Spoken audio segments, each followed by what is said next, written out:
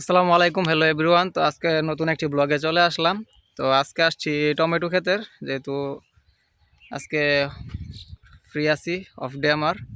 এই কারণে নতুন একটি ব্লগ নিয়ে চলে আসলাম। এটা হচ্ছে আপনার টমেটো ক্ষেত। আমাদের পাশেই, বাসার পাশেই পরিচিত এক ভাই আছে, ভাই বন্ধু যেটাই বলেন না কেন। তো খুব সুন্দর টমেটো ধরছে। তো ব্লগ পাশাপাশি আরেকটা জিনিস হচ্ছে কি, আজকে আমরা অনেক জনে মিলা ভর্তা খাবো। ভর্তা খাওয়ার প্ল্যানিং করছি টমেটো, বরই, কলা এগুলো দিয়ে।